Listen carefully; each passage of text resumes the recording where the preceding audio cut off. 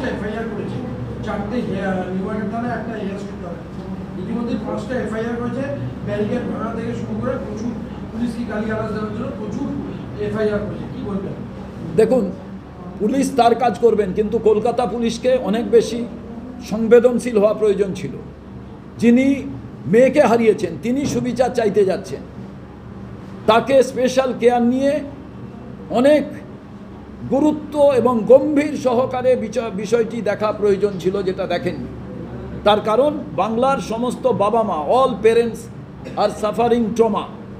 তার কারণ প্রত্যেকের বাড়ির মেয়েরা কাজে বেরোয়, তারা রাতটা কিভাবে কাটান, দিনটা কিভাবে কাটান, এই আরজি করের মৃত্যুর পর নিশ্চিতভাবে এখনো পর্যন্ত বাবা মারা ট্রমায় ভুগছেন। তাদের কাছে কিন্তু সদুত্তর কিছু নেই। আর এই বাবা মা, তাদের অনেকে বলছেন এই জায়গা ওই জায়গা। আর আমি মনে করি অন্যায়ের বিরুদ্ধে আন্দোলন করার প্রত্যেকের অধিকার আছে, সেটা রাজনৈতিক পতাকা নিয়ে, রাজনৈতিক পতাকার বাদে। এবং যে কেউ মানুষ, তিনি অ্যাপলিটিক্যাল হতে পারেন না, তিনি পলিটিক্যাল।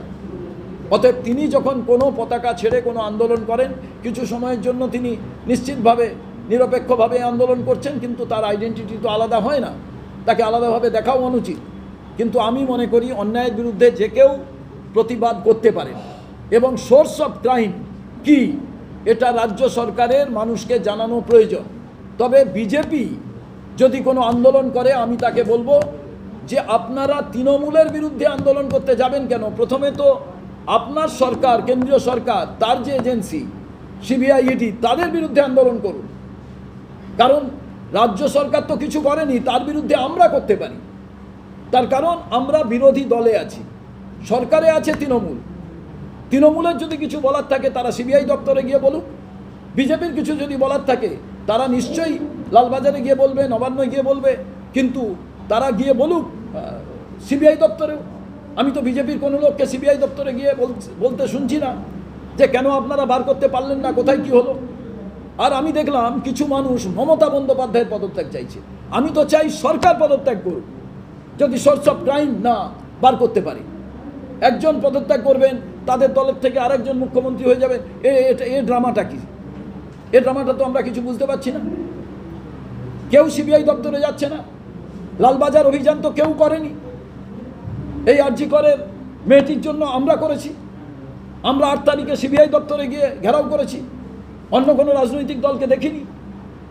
অতএব আমি মনে করি অন্যায়ের বিরুদ্ধে যে কেউ, যে কোনো মানুষের পথে নেমে যেভাবে যিনি পারবেন তার প্রতিবাদ করা উচিত।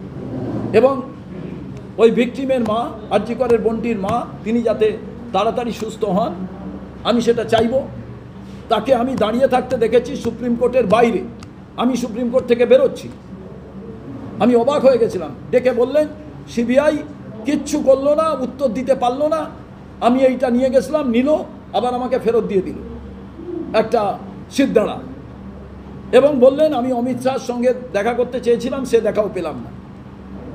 আমি ওনার কথা শুনলাম, বললো 7টায় ফ্লাইট আছে, তখন 4:30 বাজে, যে কাল বাদে। আমি বললাম আমার সিবিআই আছে, আমি কাল সকালবেলা কলকাতা যাচ্ছি, আপনি পারলে আসবেন।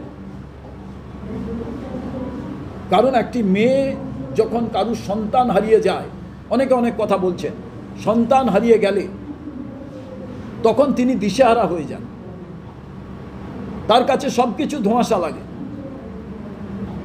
তাকে অনেকে ভুল বোঝান, তিনি মিসলিড হতেই পারেন।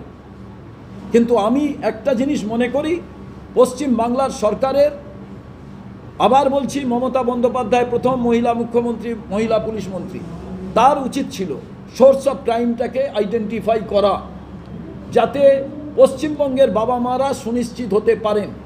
সেটা করেনি। আর কেন্দ্রীয় সরকার, তারাও নিশ্চুপ থেকেছে।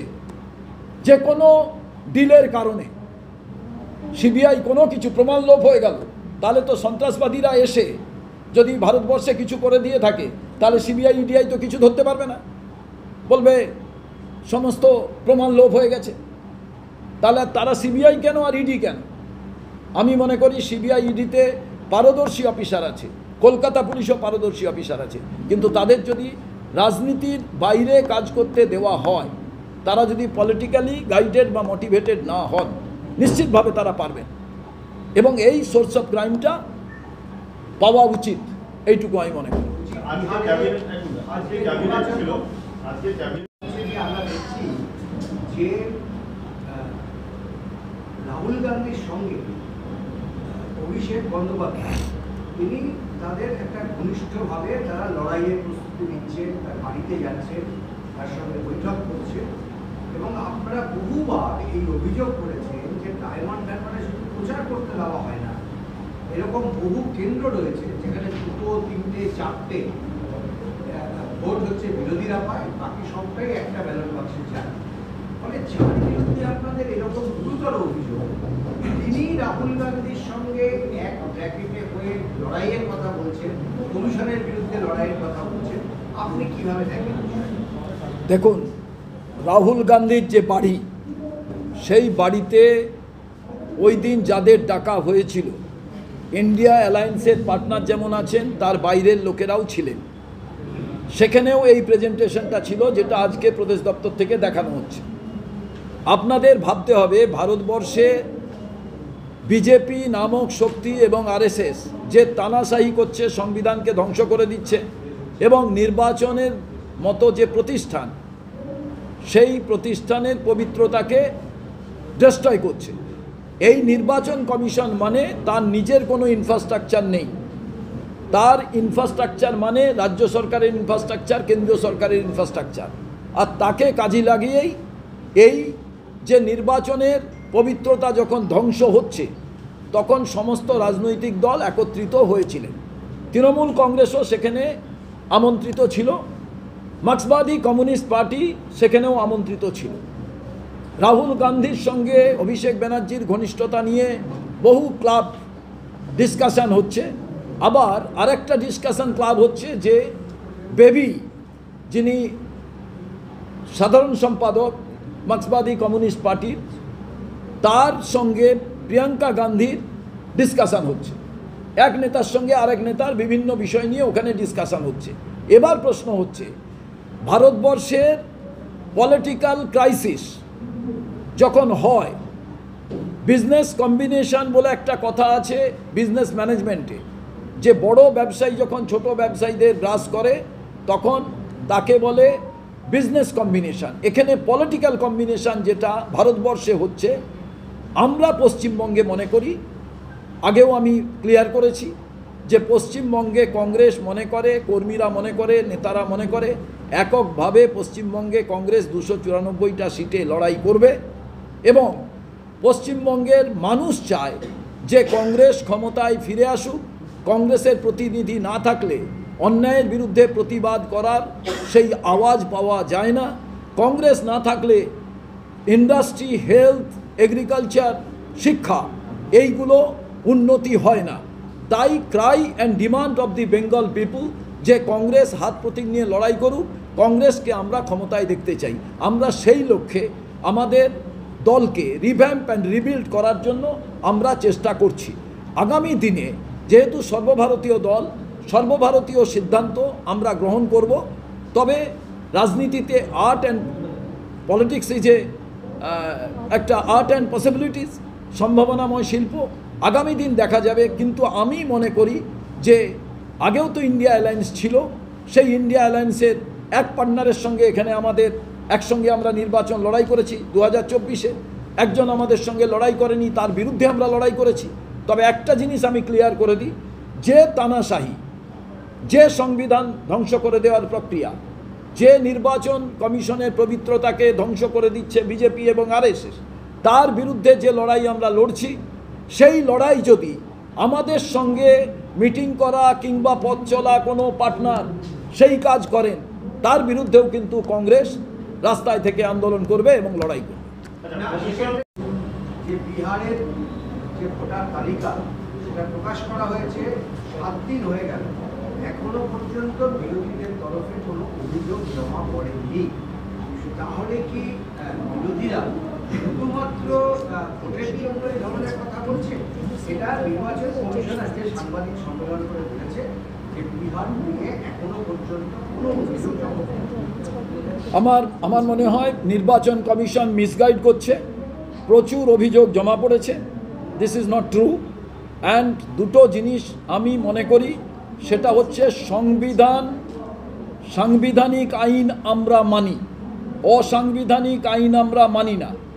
এসআইআর ফুললি পলিটিক্যাল মোটিভেটেড, রাজনৈতিক উদ্দেশ্য প্রণোদিত এই SIR which was introduce in Bihar going on. আমার যেটা মনে হয় যে আপনি রেশন কার্ডের মধ্যে দিয়ে বলছেন 80 কোটি না 80 লক্ষ আমি লোককে খাবার দিচ্ছি কেন্দ্রীয় সরকার, আর ওই রেশন কার্ডকে আপনি বলছেন বৈধ নয়।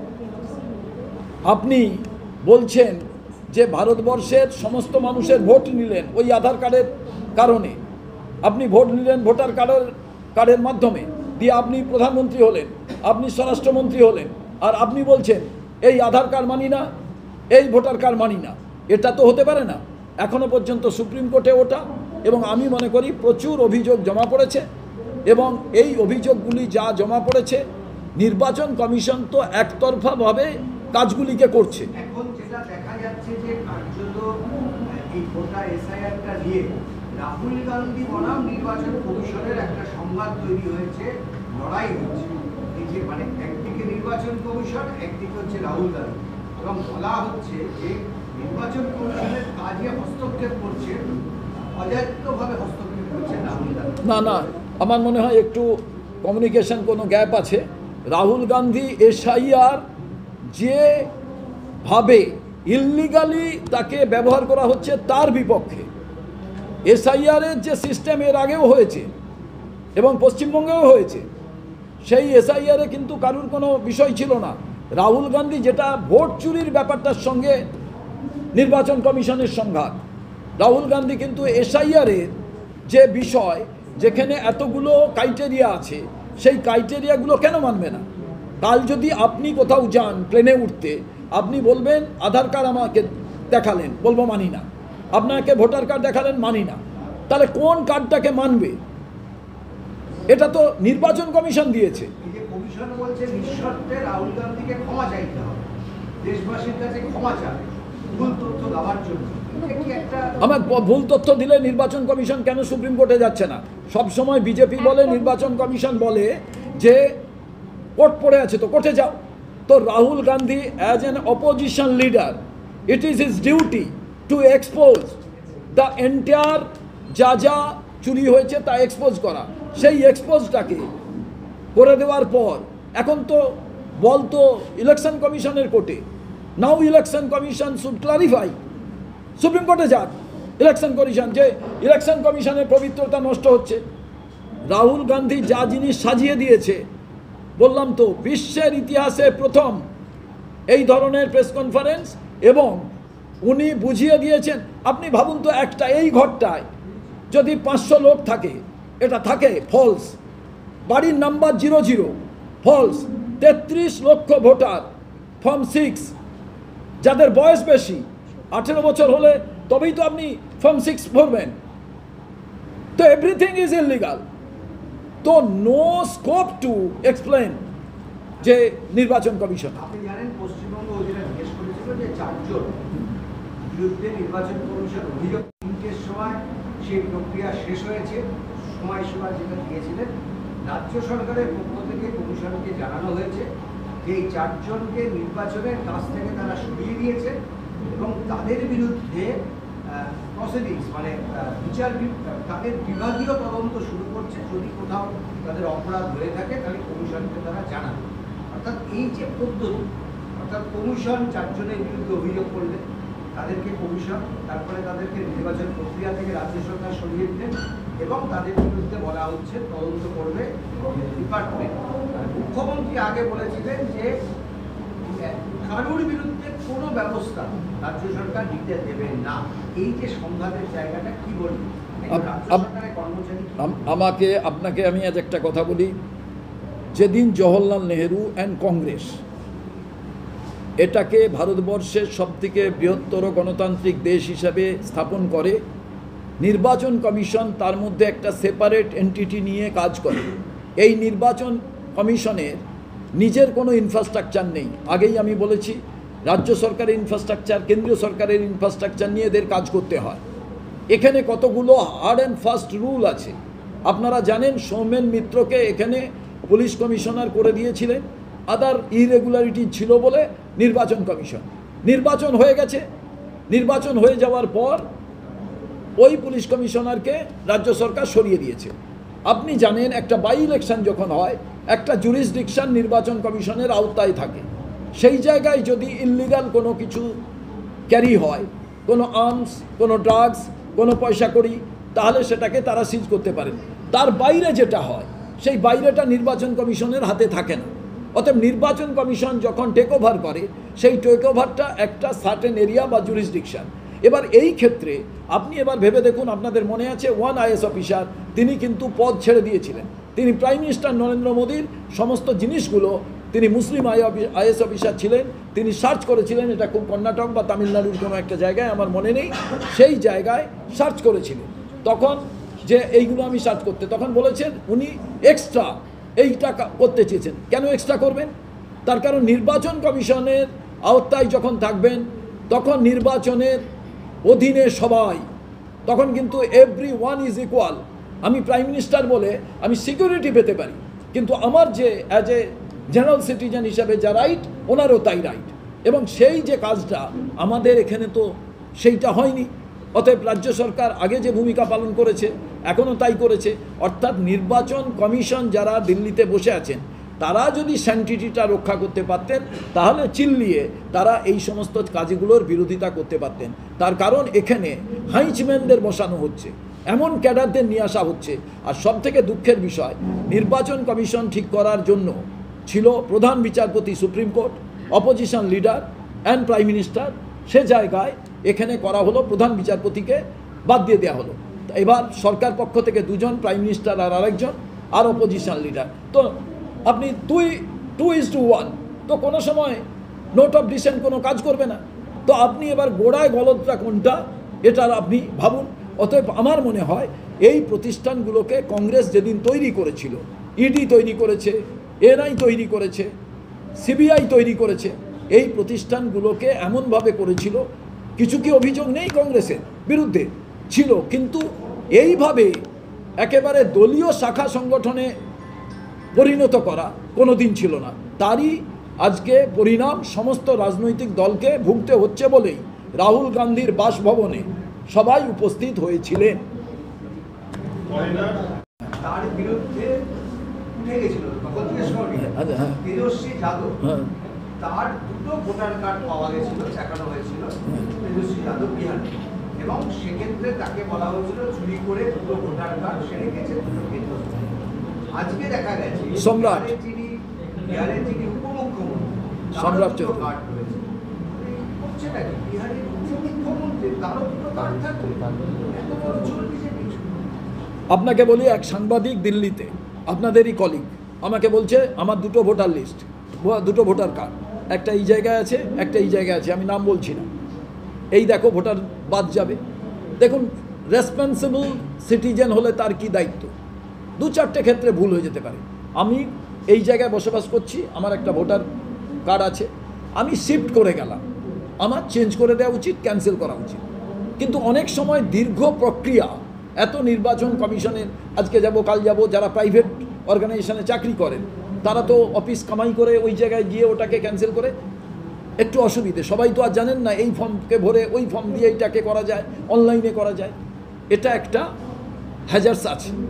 কিন্তু যাদের আপনি নাম বললেন তাদের যে ভোটার লিস্টে দুটো করে নাম থেকে যাওয়া, ঠিক আছে, এটা কিন্তু, কারণ ভোটার লিস্টে আপনার কোনো এক জায়গায় নাম থাকবে, আপনি বসবাস করতে পারেন যে কোনো জায়গায়, সেখানের নামে আপনার আইনত আধার কার্ড থাকা উচিত। যে জায়গায় পার্মানেন্টলি আপনি বসবাস করেন, আমি আইনের ছাত্র হিসাবে এই কথাটা বলছি, কিন্তু ভোটার লিস্টের নাম আপনার পার্মানেন্ট যে জায়গা বা যেখানে আপনি সিকিওর মনে করেন, যেখানে গিয়ে আপনি ভোট দেবেন, একটা জায়গায় নাম থাকা দরকার। উপমুখ্যমন্ত্রী তেজস্বী যাদবকে খুব করে বলছিলেন, বিজেপি বলছিল, এটাই এখন তেজস্বী যাদব উপমুখ্যমন্ত্রীকে বলছেন যে সম্রাট চৌধুরী, আমি আপনাদের কাছে বলছি আরও অনেক সহজ পদ্ধতি করা প্রয়োজন, কারণ অনেক জটিল পদ্ধতির মধ্যেও তো জালিয়াতি হচ্ছে। সহজ পদ্ধতি করলে আপনার দেশের নাগরিকরা অনেক কুইক তার নাগরিকত্ব নিয়ে তার কোনো সমস্যা থাকে না। এবং আমি আজকের এই প্রেস কনফারেন্স থেকে জানতে চাই, যাদের তুমি রেশন দিচ্ছ রেশন কার্ডে, সেই রেশন কার্ডকে বলছো বৈধ নয় SIR এর ক্ষেত্রে। আমি তো বুঝতে পারছি না ব্যাপারটা কোথায়, তাহলে এত কোটি টাকা দেওয়া হচ্ছে কেন? আর একটা জিনিস আপনারা আমাকে বলুন, অসাংবিধানিক নিয়মকে মানবো কেন? তাহলে তো প্রথম সংবিধানটাকেই ছিঁড়ে ফেলা উচিত। সংবিধানে যাকে যাকে বলেছে সেন্ট্রাল গভর্নমেন্ট তো সেই অনুযায়ী বলেছে, আধার কার্ড আজকে ভোটার কার্ড, আজকে ড্রাইভিং লাইসেন্স। তাহলে তুমি যদি সেইগুলোকেই মান্যতা দাও, তাহলে উদ্দেশ্য প্রণোদিত SIR ছাড়া একে আর কি বলবে? রাহুল গান্ধী তাই লড়ছে।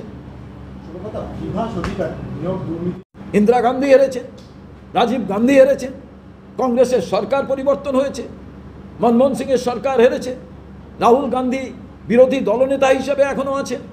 এর আগে আপনারা বহুবার জানেন যে ভারতবর্ষের মাটিতে দাঁড়িয়ে এই যে বিউটি অফ ডেমোক্রেসি, এই যে বহুত্ববাদের ভারতবর্ষের যে নির্বাচন পদ্ধতি, অন্যান্য দেশ দেখে মুগ্ধ হতো যে জওহরলাল নেহরু কংগ্রেস কি পদ্ধতি শুরু করে দিয়ে গিয়েছে, যার মধ্যে থেকে যারা কংগ্রেস বিরোধী সেই বিরোধী রাজনৈতিক দলও ক্ষমতায় আসে।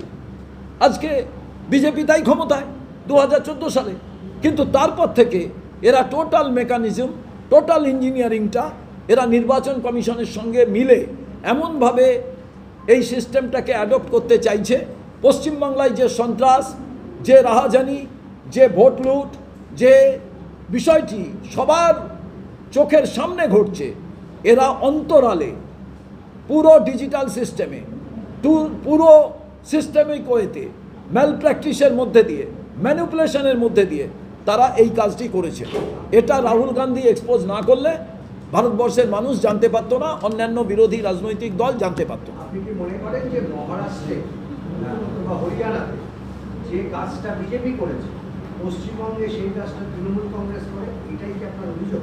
একদম তৃণমূল কংগ্রেস যে কাজটি করে বা এর আগে যে সরকার ছিল তারা যে কাজটি করত, সেটা হচ্ছে, আপনাকে আমি বলি যে আমরা এটা সবাই বুঝতে পারতাম, কিন্তু মহারাষ্ট্রের বিষয়, হরিয়ানার বিষয়, মধ্যপ্রদেশের বিষয়, কর্ণাটকের কয়েকটি জায়গার বিষয় আমরা কেউ চোখে দেখে বোঝা যায় না।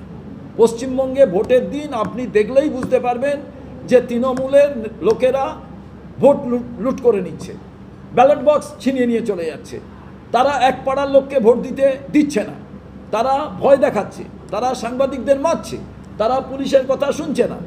এটা আমরা চোখে দেখতে পাচ্ছি, ভিজিবল। কিন্তু এটা ভিজিবল ছিল না, সাধারণ মানুষ বুঝতে পারতেন না, ভাবতেন মোদি ম্যাজিক, ভাবতেন মোদি হ্যায় তো মুমকিন হ্যায়, मोदी है तो चुरी है, मोदी है तो गणतंत्र ध्वंस है, मोदी है तो निर्वाचन कमीशन का साथ मिलके चोरी है। जो भारतवर्षेर सम्भव अन्य देशेर काछे गुरुत्वपूर्ण छिलो जे এই যে কোটি কোটি মানুষের দেশে আজকে এই ধরনের নির্বাচন, সেইটা কিন্তু আমরা দেখতে পেলাম না। তো পশ্চিমবঙ্গের থেকে ভারতবর্ষের এই পদ্ধতি কেউ লুকিয়ে চুরি করছেন খুব সিস্টেমেটিক, আর কেউ দেখিয়ে চুরি করছেন, দুটোই চুরি। আমরা দুটোরই প্রতিবাদ করি।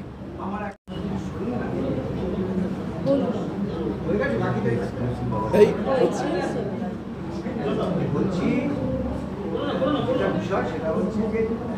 এই কথা নয়, রাজ্য সরকারের যে কর্মচারী এদের বিরুদ্ধে তথ্য প্রমাণ সহ অভিযোগ ছিল যে এরা ফলস নাম লিস্টে যুক্ত করেছে, যেটা আপনি প্রথমেই বললেন যে পশ্চিমবঙ্গে এইটাই হয়, প্রচুর ফলস নাম তারা যুক্ত করেছে একটা ডায়মন্ড হারবার মানে, এবং তার বিরুদ্ধে নির্বাচন কমিশন বলল যে এর বিরুদ্ধে এফআইআর করে এবং সাসপেন্ড করে। মমতা বলল আমি কোনো ব্যবস্থা নেব, নির্বাচন কমিশন আবার চিঠি। এরপর আজকে যেটা ব্যবস্থা নিয়েছে তা হচ্ছে একজন দুজনকে মানে নির্বাচনের কাছ থেকে সরানো হলো, আর এই তিনজন তাদের বিরুদ্ধে কোনো ব্যবস্থা নেই।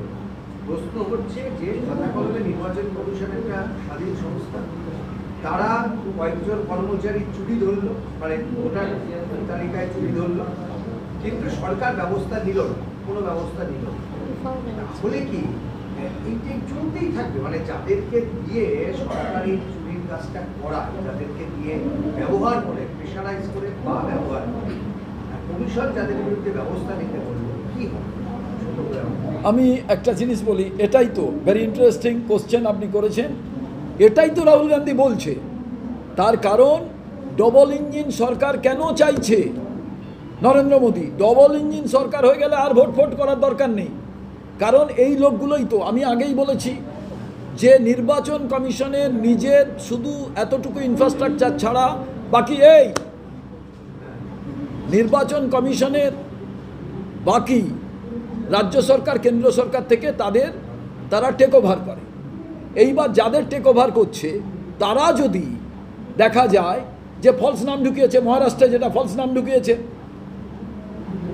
এবার সেই যে নামগুলো এখন রাহুল গান্ধী বলছে, এবার নির্বাচন কমিশন বলছে রাহুল গান্ধী ভুল। আবার পশ্চিমবঙ্গের ক্ষেত্রে মমতা বন্দ্যোপাধ্যায়ের সরকার যাদের দিয়েছে তাদের দিয়ে নাম ফলস নাম তারা ঢুকিয়ে নিচ্ছিল, সে জায়গায় নির্বাচন কমিশন বলবে ওদের বিরুদ্ধে আমি এফআইআর করব। তাহলে এই এফআইআরকে আমরা মান্যতা দেবো, ইমিডিয়েট এফআইআর করা উচিত, ওদের বিরুদ্ধে ব্যবস্থা নেওয়া উচিত। সঙ্গে সঙ্গে ওখানে যে এত লক্ষ ভোটার যেটা রাহুল গান্ধী দেখিয়েছেন, সেখানে কারা এই দায়িত্বে ছিল তাদের বিরুদ্ধে ব্যবস্থা নেওয়া উচিত।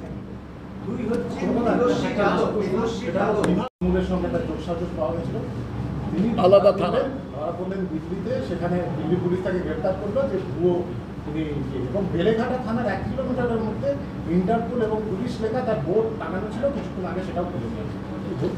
আপনাকে আমি বলি, ভুয়ো আইএস অফিসার আইপিএস অফিসার বলে নাকের ডগায় ঘুরে বেড়াচ্ছে। এর আগেও আপনারা দেখেছেন ক্যালকাটা কর্পোরেশনের খুব ক্লোজ, বিভিন্ন জায়গায় এই যে কাজগুলো হচ্ছে। আপনি তো এ থানা বললে, আমি কালকে তো দেখলাম দূতাবাস গাজিয়াবাদে, সেখানে বিভিন্ন রাষ্ট্রের তো হচ্ছেটা কি? কে আইন শৃঙ্খলা দেখছে? স্টেট সাবজেক্ট নয়, স্টেটের আইন শৃঙ্খলা স্টেট সাবজেক্ট, কিন্তু সারা দেশে আইবি বলে তো একটা বস্তু আছে, ইন্টেলিজেন্স ব্রাঞ্চ বলে তো একটা বস্তু আছে, দূতাবাস চালিয়ে দিচ্ছে, আলাদা থানা চালিয়ে দিচ্ছে, আলাদা আইএস আইপিএস বলে ঘুরে বেড়াচ্ছে। সবই কি সাংবাদিক বন্ধুদের দায়িত্ব যে এরাই বার করবেন কোথায় কে খারাপ আছে দেখার জন্য? বাকি কারণ নেই। আমি তো এটাই রাজনৈতিক দলের লোকেদের কাছে বলতে চাই যে রাজনৈতিক দলের অনেক বেশি বড় গুরুত্বপূর্ণ ভূমিকা, তাদেরও আইডেন্টিফাই করা উচিত। আপনি আশঙ্কা করছেন যে কবে নকল মুখ্যমন্ত্রীও বেরিয়ে পড়বে রাজ্যে? আবার নেই বলে আপনারা বললেন কি করে? কারণ কেউ কেউ তো বলছে মুখ্যমন্ত্রীর পদত্যাগ চাই, বলছে সরকার অন্যায় করেছে, খালি মুখ্যমন্ত্রীর পদত্যাগ চাই। আচ্ছা, মুখ্যমন্ত্রীর পদত্যাগ চাইলে অন্য আপনারা তো আপনারাই কভার করেছেন মুখ্যমন্ত্রীর পদত্যাগ চাই। আরে ভাই, অন্যায় করলো সরকার, সরকারকে লিড করছে মুখ্যমন্ত্রী, প্রথম মুখ্যমন্ত্রী শপথ নেন, তারপরে তার মন্ত্রী পরিষদ শপথ নেয়। আসল কথা, সাংবিধানিক বিন্দুমাত্র কোনো জ্ঞান যদি থাকে তাহলে তারা এই কথা বলেন না।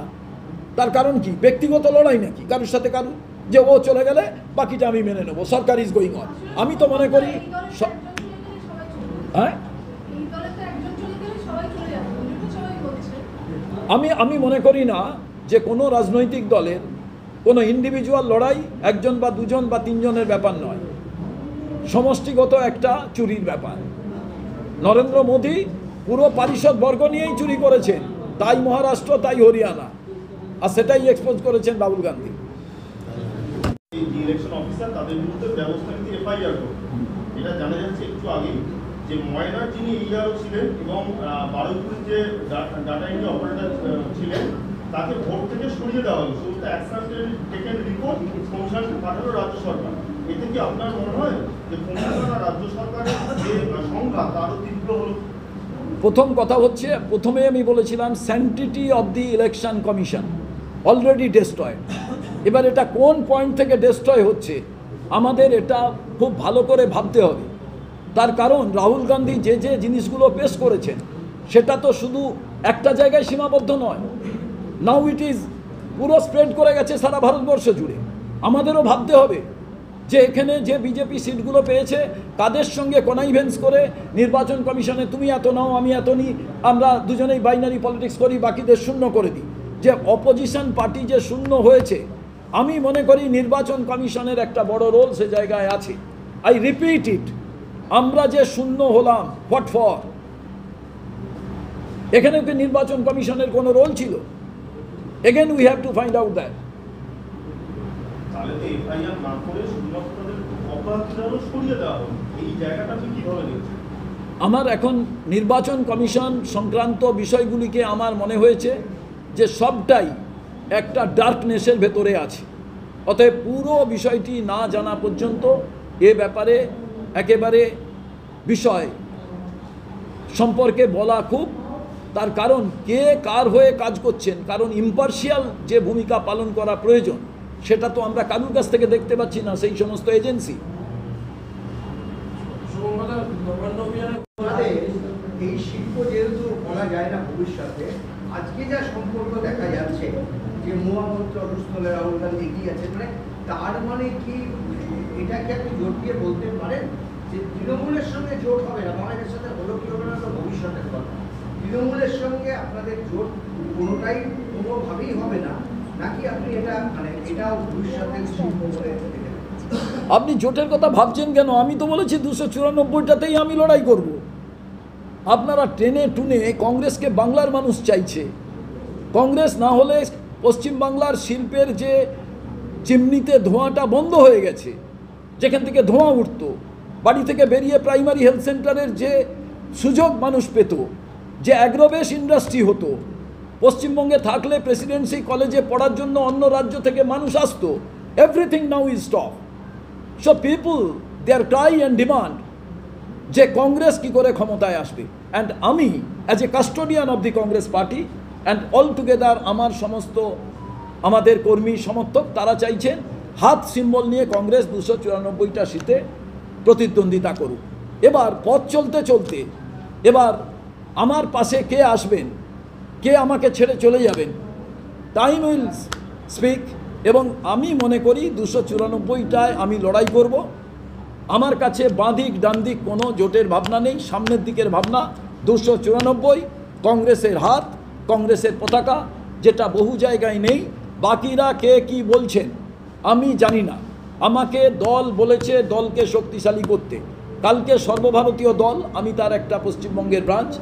এবার অল ইন্ডিয়ার পার্টি, সেখানে ওয়ার্কিং কমিটি, সেখানে অল ইন্ডিয়া সর্বভারতীয় কংগ্রেসের নেতৃবর্গ, তারা যে সিদ্ধান্তের কথা বলবেন আগামী দিনে সেই পথেই কংগ্রেস তার মতো করে এগোবে। আচ্ছা, কমিশন 500 জন মতো বাংলাদেশি তারা সন্ধান পেয়েছে, কমিশন কেটে নিয়েছে, কমিশন বলেছে তাদের নাম বাদ দিচ্ছে। কিন্তু এবার যেটা প্রশ্ন হচ্ছে কিভাবে এই বাংলাদেশিরা তাদের ভোটার লিস্টের নাম তুলল? কিভাবে এই বাংলাদেশিরা ভারতবর্ষে ঢুকলো? You have to find out a two way. সাংবাদিক হোক, পলিটিশিয়ান হোক, অলওয়েজ আমরা একটা দিককে পয়েন্ট আউট করি, which is not good for the democracy. আমাদের ভাবতে হবে যে বর্ডারটা কার দখলে, আবার রাজ্যে চলে আসলে রাজ্যের আইন শৃঙ্খলাটা কার দখলে। ফেডারেল স্ট্রাকচার অনুযায়ী law and order state subject. তাহলে রাজ্যের দেখা দরকার কোনো কারণে ভুল করে ঢুকে পড়েছে, কেউ চুরি করে ঢুকে পড়েছে, অর্থাৎ তাকে ফাইন্ড আউট করার দরকার রাজ্য সরকারের। আবার বর্ডার যদি সুরক্ষিত না থাকে, how long state government will protect? Next, okay. আমার একটা লাস্ট প্রশ্ন আছে, সেটা হলো বিজেপির রাজারহাটের একজন মণ্ডল সভাপতি, যিনি আগে ছিলেন এখন প্রাক্তন হয়েছে, তারও দেখা যাচ্ছে তিনি বাংলাদেশের নাগরিক এবং তার কাছেও যে অবৈধভাবে এই দেশে এসে পরিচয়পত্র তিনি করিয়েছেন। আপনারা কোনো রাজনৈতিক দলকে দেখবেন না, আমি সভাপতি হওয়ার পর প্রথম পাসপোর্ট অফিস ঘেরাও করেছিলাম উইথ মাই অল কলিগস। কেন ঘেরাও করেছিলাম? পাসপোর্ট কার দখলে? আজকে আধার কার্ড, ভোটার কার্ড, যে কোনো আইডেন্টিফিকেশন কার্ড কারা বানায়? আধার কার্ড বানাতে গেলে পুলিশ ভেরিফিকেশন লাগে না, পাসপোর্টটা করাতে গেলে পুলিশ ভেরিফিকেশন লাগে। পাসপোর্টের অফিসে সেন্ট্রাল গভর্নমেন্টের অফিসাররা বসে আছে। আপনাকে আমি বলছি, ডবল ওয়ে যদি ঠিক না হয় আপনাকে কেউ কিছু ঠিক করতে পারবে না। এর জন্য কেন্দ্রীয় সরকার, রাজ্য সরকার both are liable and responsible. যেমন জগন্নাথ, সেখানে জগন্নাথ মন্দির রয়েছে, ঠিক একইভাবে এই রাজ্য সরকার দুর্গাঙ্গন তৈরি করবে পিপিপি মডেল। কি করবে? দুর্গা মণ্ডপ বা দুর্গা পুজোর জন্য দুর্গা মণ্ডপ পিপিপি মডেল। শুনুন, আমি একটা কথা ভালো করে বলি, আমি চাই পশ্চিমবঙ্গে দুর্গাপুজোয় যে অনুদান দেওয়া হয়েছে, দুর্গাপুজোর সঙ্গে ব্যাপক অর্থনীতি জড়িয়ে আছে, আমি মানি এর সঙ্গে পুজো প্যান্ডেল মণ্ডপ সজ্জা বহু অর্থনীতি এর সঙ্গে যুক্ত আছে, সেটা গুরুত্বপূর্ণ বিষয়।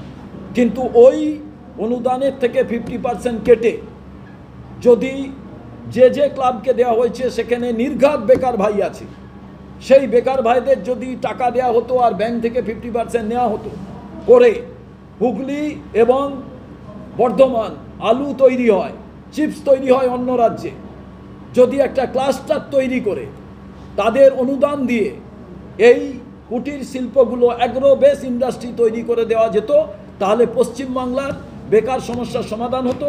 এখান থেকে পরিযায়ী শ্রমিকরা অন্য রাজ্যে যেত না, বাংলায় কথা বলার জন্য তাদের হেনস্থা হতে হতো না। বলছি তো করে করবে না আজকে বাইরে চলছে তো।